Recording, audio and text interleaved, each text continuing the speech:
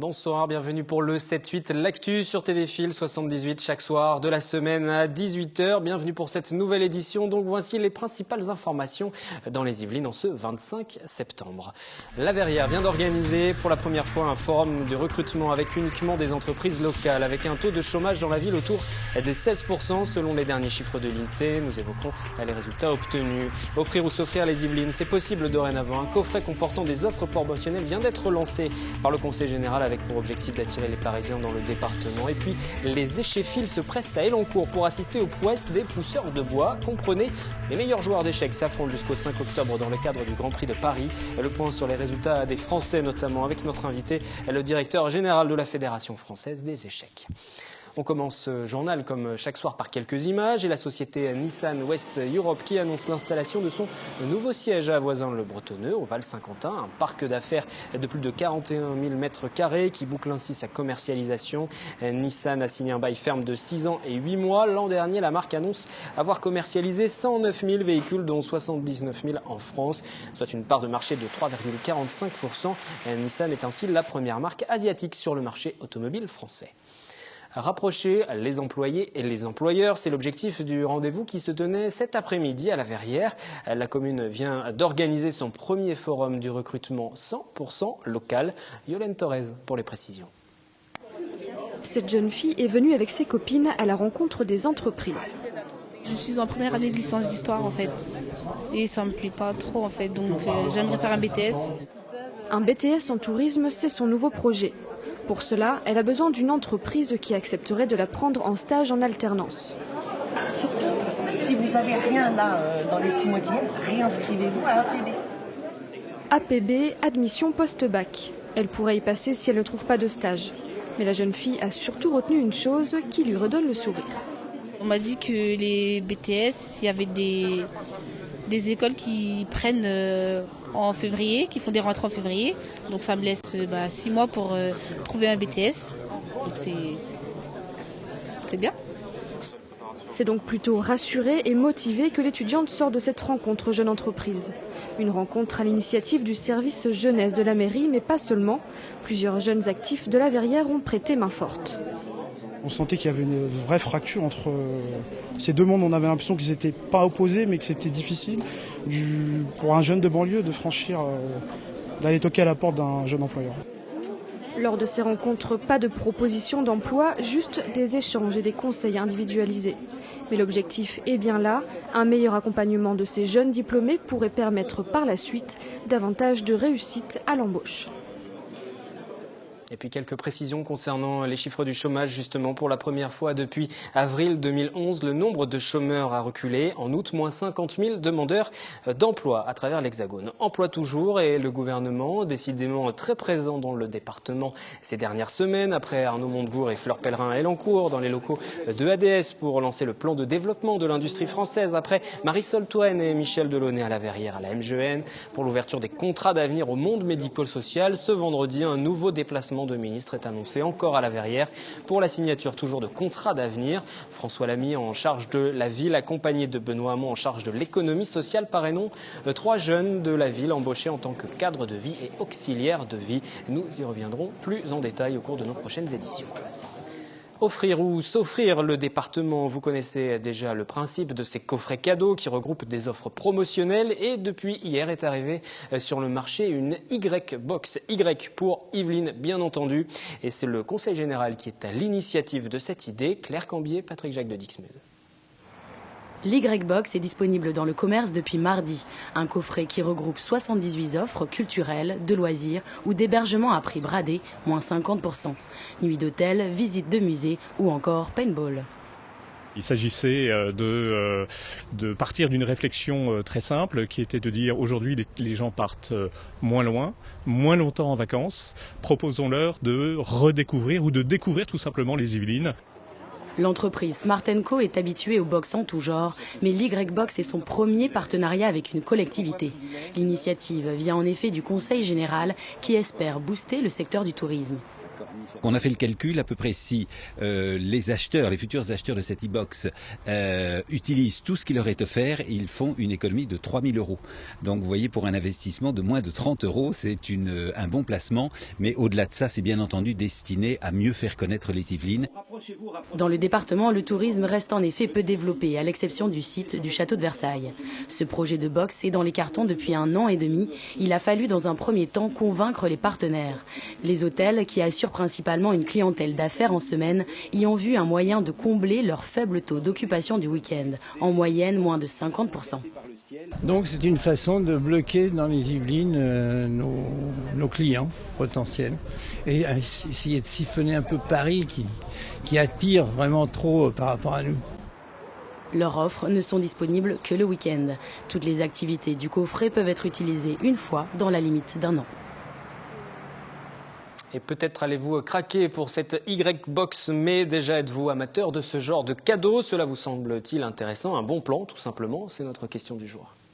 On m'en a offert plusieurs fois, oui, c'est pas mal. Surtout des box bien-être, voilà, pour des soins en institut, ce genre de choses, oui.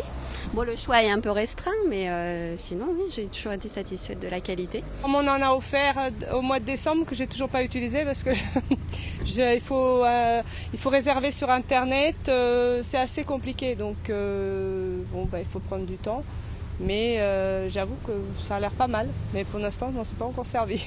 Ce qui est compris dans le coffret, ça oblige à faire d'autres frais à côté que certains n'osent pas faire, quoi. Donc c'est des fois, on se sent obligé d'y aller parce que c'est un cadeau qu'on nous a fait, mais c'est pas toujours rentable pour certaines personnes. Si derrière ça suit, c'est-à-dire si les gens se font pas arnaquer sur la non-disponibilité des dates, si vous reste que des dates quand il pleut des cordes et qu'il fait -20 alors que c'est une balade en mer, voilà quoi, c'est tout. Mais si ça suit bien, c'est un bon concept, oui, c'est sympa. Autre sujet, ce mardi au lycée horticole de Tremblay-sur-Mauldre, les élèves se sont réunis toute la journée au profit des Restos du Cœur pour récolter des pommes de terre pour la campagne d'automne des Restos dans les Yvelines.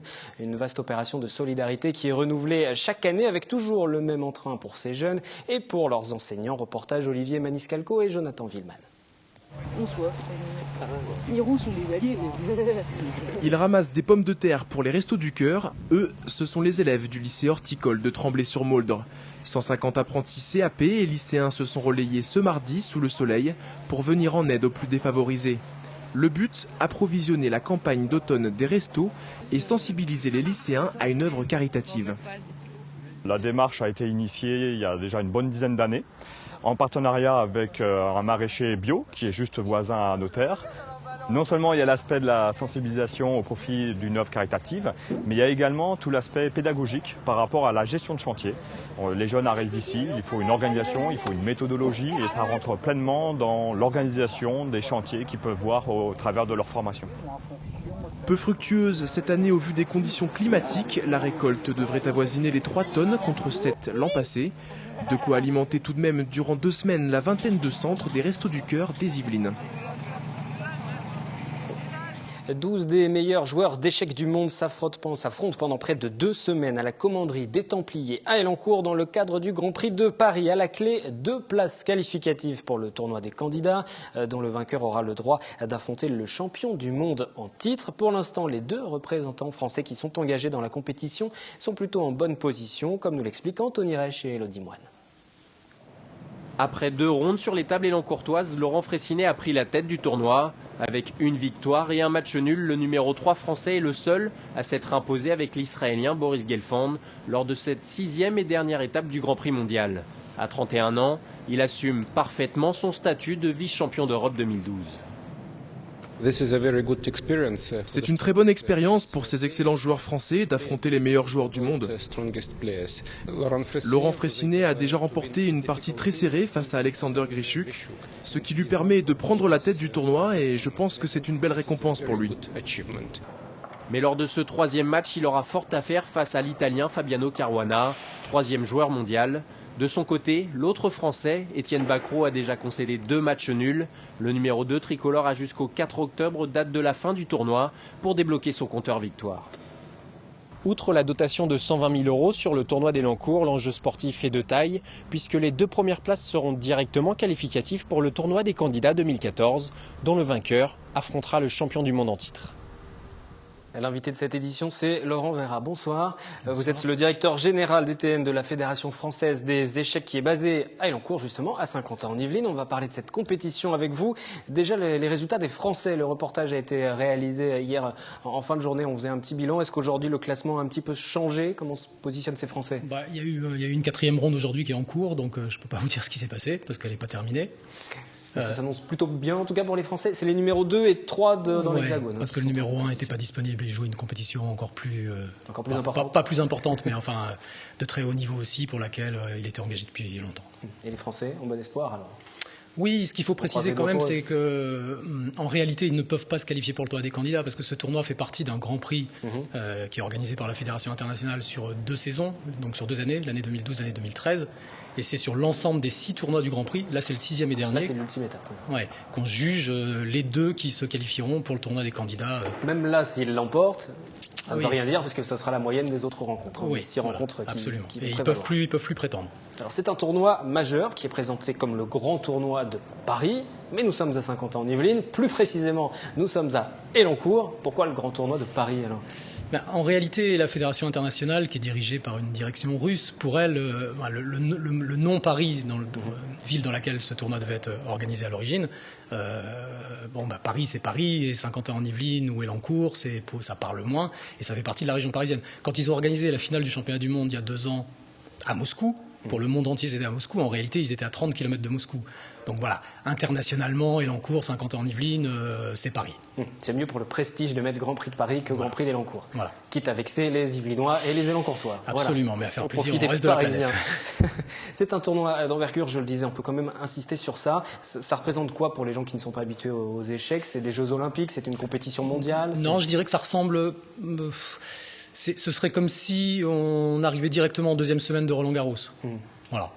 C'est un tournoi du Grand Chelem, Roland-Garros, avec seulement les 12 meilleurs, donc seulement à partir des 8e de finale ou quelque chose de ce genre-là. Voilà, en termes de niveau, ce que c'est. Et qui est le favori alors? Parce qu'on a dit les Français, les 2 favoris, c'est Fabiano Caruana, à mon avis, qui est numéro 3 mondial, qui était numéro 3 mondial le mois dernier, qui joue sa place qualificative pour le tournoi des candidats, et avec Alexander Grischuk, qui lui aussi, c'est les 2 seuls qui peuvent encore se qualifier en réalité pour le prochain cycle de championnat du monde. Il faut que l'un des 2 gagne le tournoi pour qu'il se qualifie. Et ils jouent ensemble en ce moment. Et peut-être donc le futur champion du monde est à Elancourt en ce moment. Alors c'est un peu compliqué parce que le championnat du monde aura lieu le mois prochain en Inde, entre l'actuel tenant du titre, Anand, et un génie norvégien qui domine la planète échec depuis 3 ans, dont on n'entend pas encore beaucoup parler en France, mais qui a un charisme fou, qui commence à faire des émissions grand public, qui fait beaucoup de publicité, des émissions grand public dans d'autres pays occidentaux, aux États-Unis, Magnus Carlsen, et vraiment qui domine la discipline en ce moment depuis 3 ans, et le champion du monde Anand aura fort à faire le mois prochain. Là, on est en train de disputer les qualificatifs pour le prochain championnat du monde, c'est-à-dire pour le championnat du monde. Futur champion du monde, qui est peut-être pour affronter celui qui gagnera le match de championnat du monde Anand Carlsen du mois prochain, qui s'annonce comme un grand événement, là par contre, sur le plan des échecs mondiaux. Le tournoi qui se déroule jusqu'au 4 à 5 octobre, c'est ouvert au public. Les parties peuvent être suivies aussi sur le site internet de la Fédération. En live, on peut voir les joueurs s'affronter. Il faut être patient. Une partie d'échecs, c'est long. Si vous suivez ça sur l'ordinateur, il faut le mettre dans un coin de l'ordinateur au bureau. Forcément, le président de cette fédération internationale était à Elancourt. Le président français également. On va l'écouter tout de suite. Il nous parle de ce qui fait la différence pour l'emporter sur un tel tournoi. Oh là, ça c'est une question très très difficile. Bon, il faut être en forme, il faut bien l'avoir préparé. Alors quelque chose qui paraît surprenant pour des sportifs de haut niveau, c'est-à-dire d'autres sports, les échecs sont un sport, c'est avoir une condition physique exceptionnelle lors de l'événement. Garry Kasparov a dit que qu'est-ce qu'il a fait gagner le gros match, c'est tout simplement qu'il a une meilleure condition physique que les autres. Mais c'est vrai que dans la pratique, ces joueurs-là sont vraiment au top niveau et s'entraînent, donc font du footing, de la natation, ont vraiment une préparation. Il faut vraiment être bien dans son corps pour bien jouer aux échecs. Bien dans son corps, c'est ça la clé? Vous partagez l'avis? Oui, enfin c'est une des clés, absolument. Si jamais on n'est absolument pas fit Sur le plan physique, on ne peut pas exceller au meilleur niveau mondial. Bon, parce que c'est très intense, parce que les journées s'enchaînent. Il y aura tout de même 2 journées de repos, 26 septembre demain donc, et puis le 1er octobre également. Les joueurs vont se reposer un petit peu. Ils enchaînent comme ça non-stop les parties. Oui, et puis ça c'est la partie immergée. Il y a la partie que vous ne voyez pas, c'est-à-dire dès qu'ils ont fini, taxi vers l'hôtel à Versailles et ils s'enferment dans leur chambre d'hôtel et ils préparent la partie suivante. Ils refont le match aussi, non, ils arrêtent avec la partie qui est terminée, comme n'importe quel sportif qui oublie le match qui vient de se conclure et qui pense déjà au match suivant. On peut déjà comme ça se projeter et imaginer les coups qu'on va tenter, les combinaisons qu'on va tenter. Absolument, ouais. On se prépare contre l'adversaire du lendemain. Pourquoi vous ne participez pas à ce tournoi ? Écoutez, vous auriez bien aimé ? J'aurais bien aimé, mais en tant que DTN. Il aurait fallu que je sois un petit peu plus fort, un petit peu plus tôt. Non, vous avez là l'élite mondiale quand même. Hein. Il manque les 3 meilleurs joueurs du monde. On rentre dans ce cercle fermé de l'élite mondiale. Mais par le travail, C'est un vrai métier, quoi, en fait. Absolument, c'est un métier complètement, quoi. On gagne sa vie en jouant aux échecs. Et par contre, derrière, il faut aussi une organisation. On peut peut-être s'arrêter sur ça aussi, parce que c'est une lourde organisation. Ça s'est décidé finalement assez tardivement, cette organisation sur Elancourt. Comment vous avez géré tout ça ? Ça représente quoi ? C'est une grosse machine ? Oui, c'est une assez grosse machine. On est un peu habitué parce qu'on organise des championnats de France qui sont mais c'est pas tout à fait la même chose. Un championnat de France, c'est un gros événement sur une ville avec 1000 personnes, 2000 accompagnateurs, un événement populaire et tout. Là, c'est un événement d'élite. C'est un petit peu différent. En réalité, la Fédération internationale avait prévu d'organiser ce tournoi à Paris. Et j'ai participé avec la Fédération internationale en juillet. Ce sont des Russes, il faut dire ce qui est, et ils organisent tout en dernière minute. C'est comme ça. Voilà. Et ils avaient prévu d'organiser ça à Paris, et quand j'ai participé aux réunions de préparation avec les lieux potentiels d'hébergement de cette compétition, mais ça n'a pas pu se conclure. Et comme le président de la Fédération internationale, qui est l'ancien président de la République de Kalmoukie, une république russe qui siège à la Douma, qu'est-ce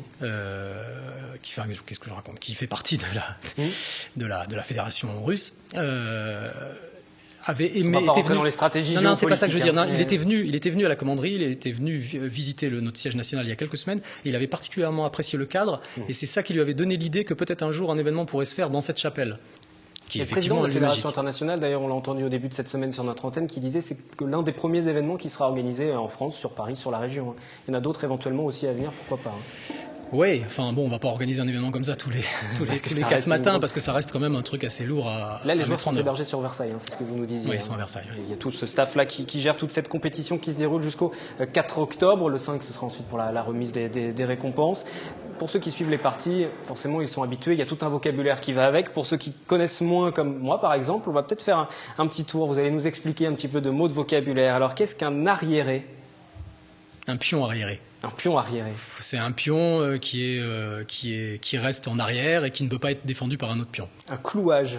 Un clouage, c'est une pièce qui n'a pas le droit de bouger parce que si elle bouge, elle met son roi en échec. C'est compliqué, hein. Fourchette également. Une fourchette, c'est une attaque simultanée de 2 pièces. On peut continuer comme ça. Roc aussi. Le roc, c'est un coup spécial qui permet de mettre le roi à l'abri.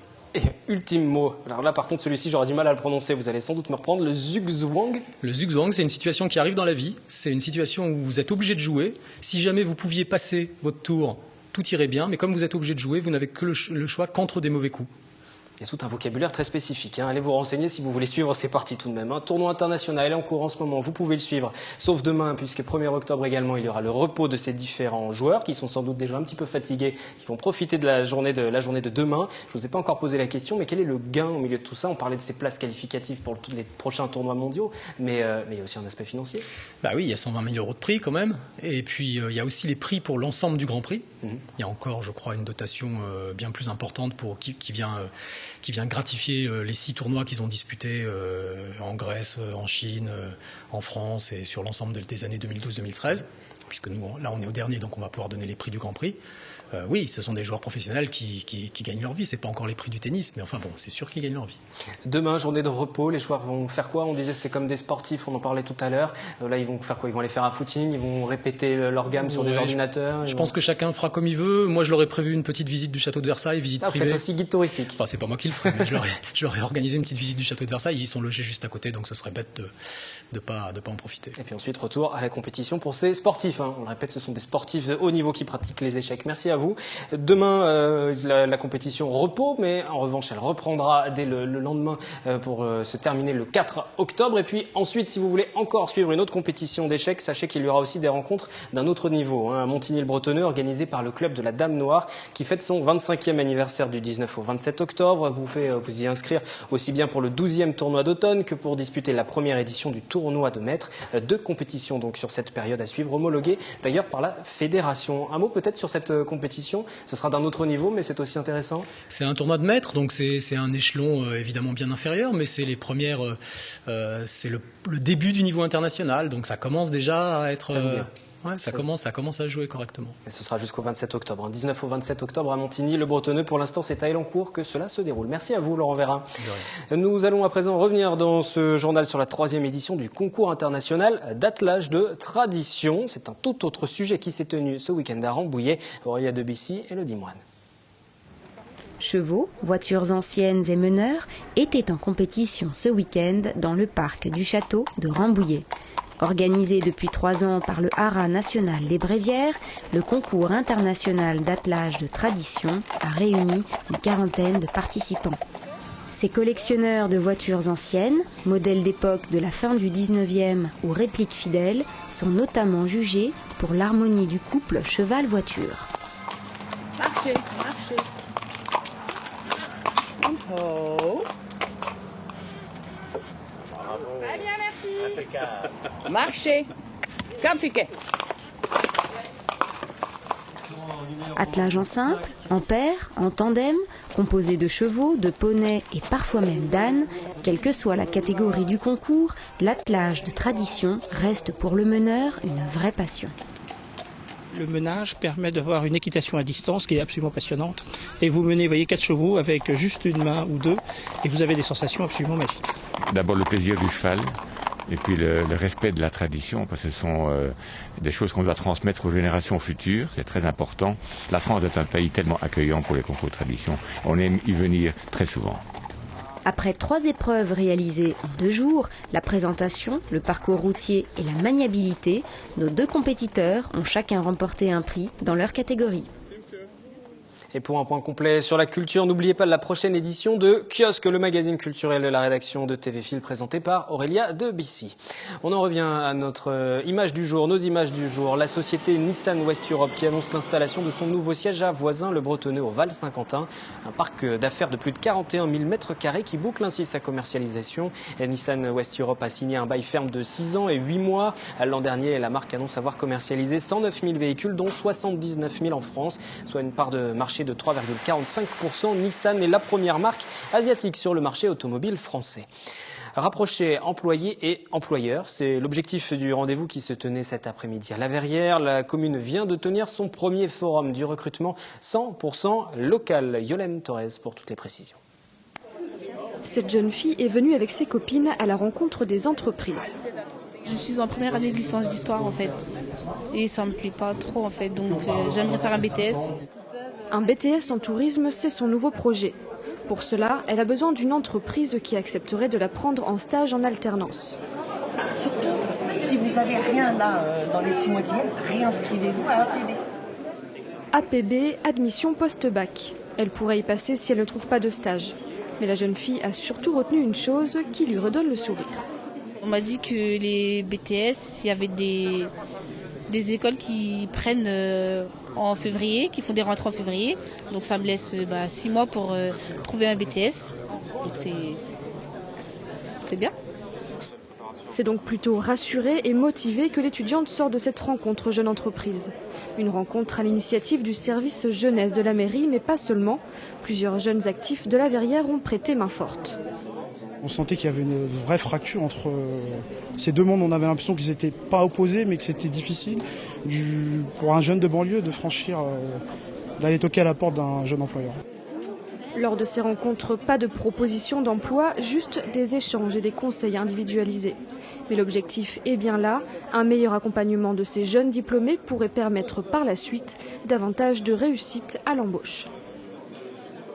Fin de cette édition du journal du 25 septembre. Invité demain, Edmond de La Panouse qui gère le parc de Thoiry et qui s'inquiète de la hausse de la TVA de 7 à 10% au 1er janvier. Le direct, ce sera à 18h. Pour le replay, rendez-vous sur notre site internet et puis n'oubliez pas également les réseaux sociaux. Bonne soirée.